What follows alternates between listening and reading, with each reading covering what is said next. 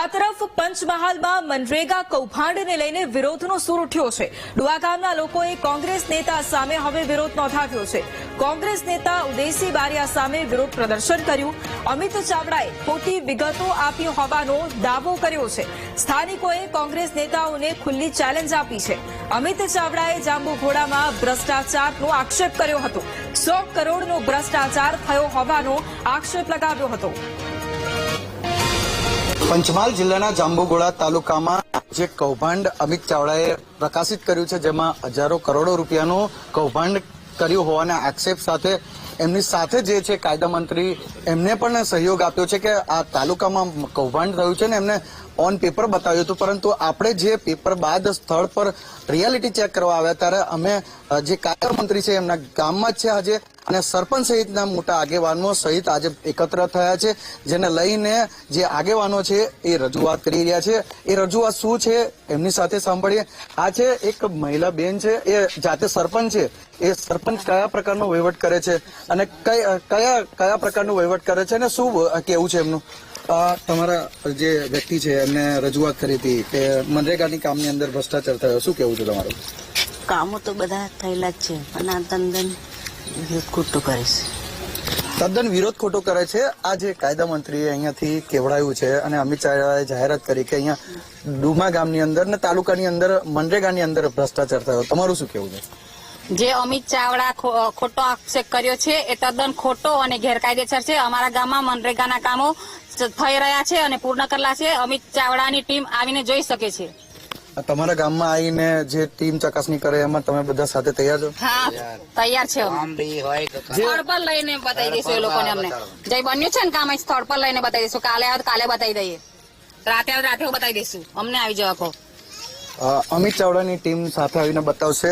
કાકા શું કેવું છે, કામ થયા છે કે નહીં? કામ થયેલા છે। અમિત ચાવડાની ટીમ આવે ને તો અહીંયા મારા ગામનું કામ કંઈક બાકી હોય કે કંઈક કૌભાંડ થયેલું હોય તો અમે આપણે રાતે બતાડી શકીએ।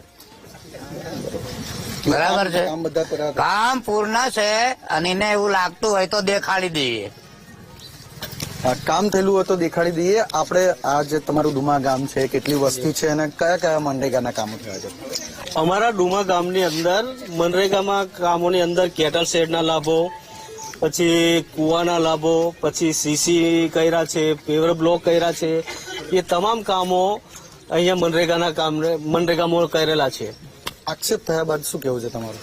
આક્ષેપ થયા બાદ એ જ કેવું છે કે આ તો ખાલી રાજકીય વિરોધના લીધે જ આક્ષેપ થાય છે।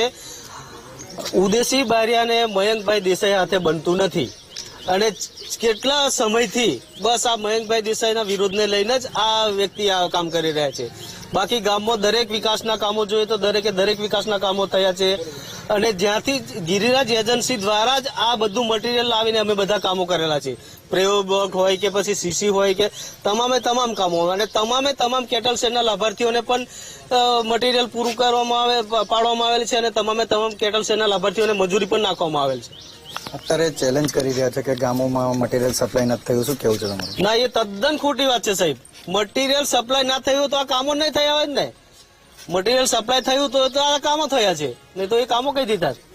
કામો થયા છે, મટીરિયલ સપ્લાય થયું છે, અને એક વ્યક્તિ છે તમારા ગામમાં રોજગાર મળે છે કે કેમ? હાજી મળે છે ને।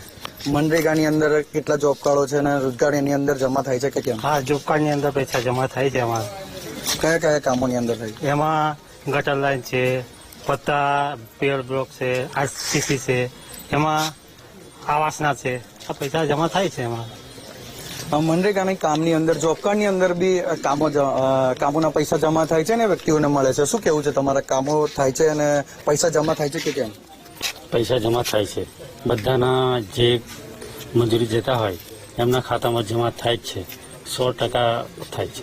આ બધા આક્ષેપો કરે છે ખાતામાં પૈસા જમા નથી થતા, મળતા નથી, એ બધું શું છે? એ તદ્દન ખોટી વાત છે અને ગેરવ્યાજબી છે। તદ્દન ખોટી વાત છે અને ગેરવ્યાજી છે। એની સામે લોકો બી બાન પોકારી રહ્યા છે કે હવે કાયદા મંત્રી હોય કે અમિત ચાવડા હોય એને સ્થળ પર આવીને દેખવું હોય તો અમે બી કામોને ચકાસણી કરવા માટે તૈયાર છે। ત્યારે હવે જોવું રહ્યું કે આ ચેલેન્જને કોણ પૂરી કરી શકે છે। વિવેક સુથાર, વીટીવી ન્યૂઝ, પંચમહાલ।